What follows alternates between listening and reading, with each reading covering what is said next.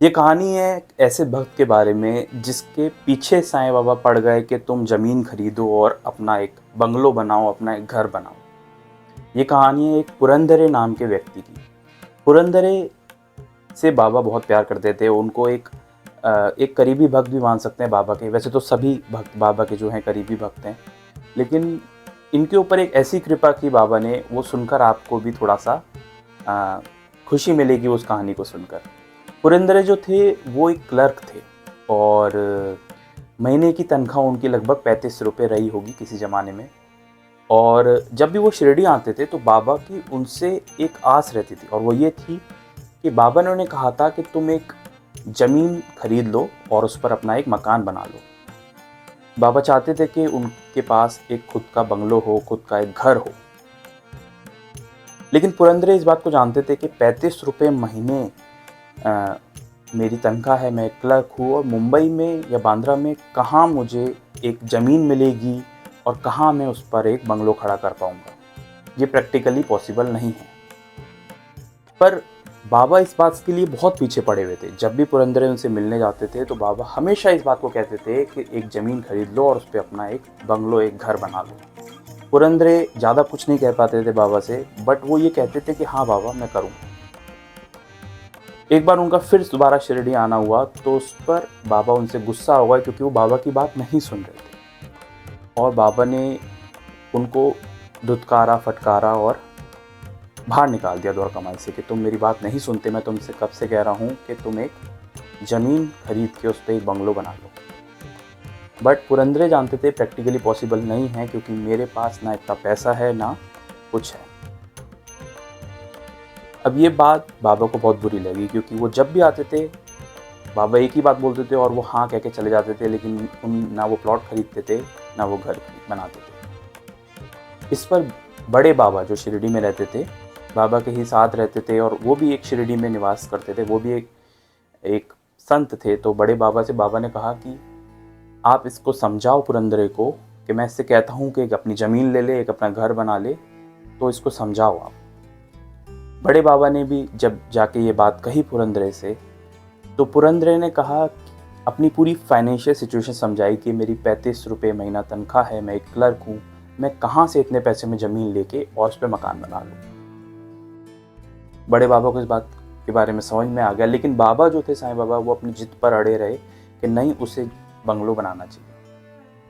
बड़े बाबा से बोलने के बाद साईं बाबा ने नाना साहब चांदोरकर से कहा कि तुम जाकर समझाओ पुरंदरे को कि एक अपना प्लॉट ले ले और मकान बना ले। उस पर नाना साहब चांदोरकर ने कहा कि अगर आपकी इतनी इच्छा है, अपने पैसे से हम सब मिलके पुरंदरे का घर बनवा देते हैं। तो उस पर साईं बाबा ने क्या कहा, आप सुनिएगा ध्यान से। बाबा ने कहा कि मेरे सरकार के पास बहुत पैसा है और मैं खुद उसका मकान बनवाने में सक्षम हूँ, मुझे किसी की सहायता की ज़रूरत नहीं है, वो खुद बनाएगा मकान।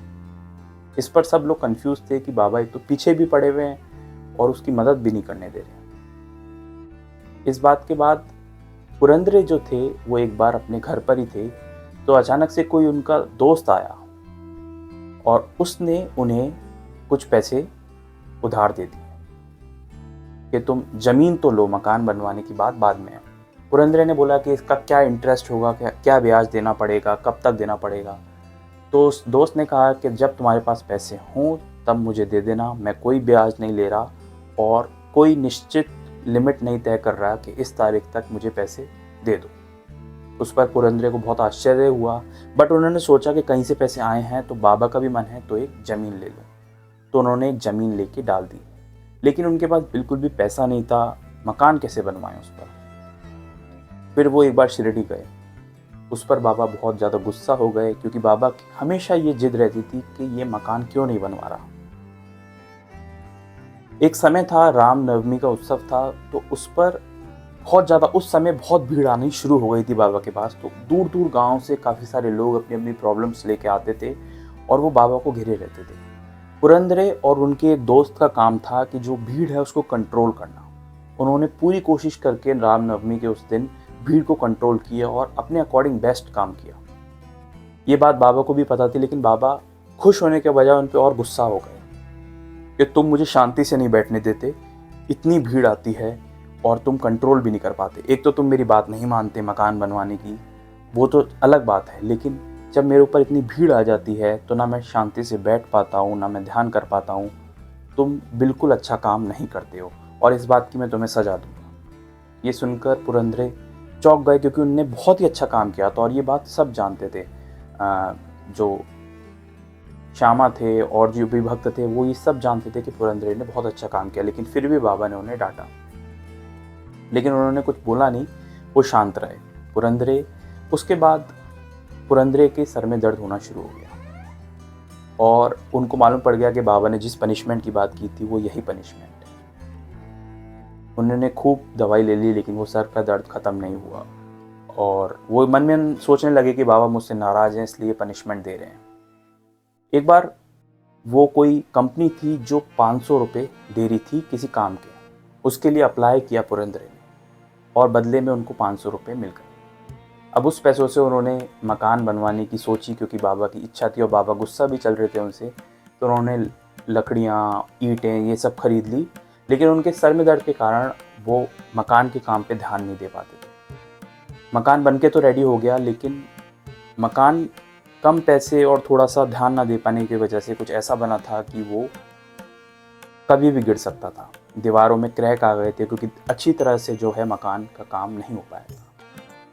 लेकिन पुरंदरे की जिद थी कि मुझे जल्दी से जल्दी गृह प्रवेश करना है, पूजा करनी है, क्योंकि बाबा मुझसे वैसे ही गुस्सा चल रहे हैं। तो उन्होंने क्या किया, पूजा करके और कैसे तैसे गृह प्रवेश किया। हैरानी की बात यह है कि जब वो उस घर में शिफ्ट हुए तभी से उनका सर का दर्द बिल्कुल ख़त्म हो गया। इस बीच उन्होंने कई चिट्ठियाँ भी लिखी थी शिरडी कि बाबा या तो आप इस सर के दर्द को ठीक कर दो या फिर मुझे मुक्त कर दो इस शरीर से। लेकिन बाबा जानते थे वो क्या कर रहे हैं, तो बाबा उस पर कुछ कहते नहीं थे। लेकिन जैसे ही वो उस घर में शिफ्ट हुए तो उनका सर का दर्द बिल्कुल रुक गया और वो पहले जैसे स्वस्थ हो गए। उनको अंदर ही अंदर मालूम पड़ गया था कि बाबा की जो इच्छा थी मुझे घर दिलाने की, वो पूरी हुई और वो अब मुझसे प्रसन्न है। और बाबा ने उनको ये आश्वासन दिया कि चाहे घर कच्चा हो या कुछ भी हो, तुम्हारे परिवार की रक्षा मैं करूँ, क्योंकि घर भी ऐसी जगह बनाया था उनने जहाँ चारों तरफ जंगल था और कोई भी डाकू वगैरह उस समय आ सकते थे। लेकिन बाबा ने कहा था कि तुम्हारे घर परिवार, पत्नी, बच्चे सबकी रक्षा मैं करूँगा, तुम्हारे घर में इतनी सी भी खरोच नहीं आएगी। और वैसा ही हुआ, उनका जीवन अच्छा चला। लेकिन इस स्टोरी से हमें ये बात जानने को मिलती है कि किस तरह से बाबा जिद पर आ गए थे कि इसे मुझे एक घर दिलाना है, और वैसे ही हुआ। घूमते फिरते स्टोरी वहीं आके रुकी जब उनको घर की प्राप्ति हो गई। बाबा के काम करने के तरीके भी निराले हैं और कैसे न कैसे करके वो अपने भक्तों के काम करा ही देते हैं। इसी तरह अगर आप साईं बाबा से जुड़ी हुई रियल हिस्ट्री जानना चाहते हैं तो आप अभी सब्सक्राइब कर सकते हैं इस चैनल को। जय साईं।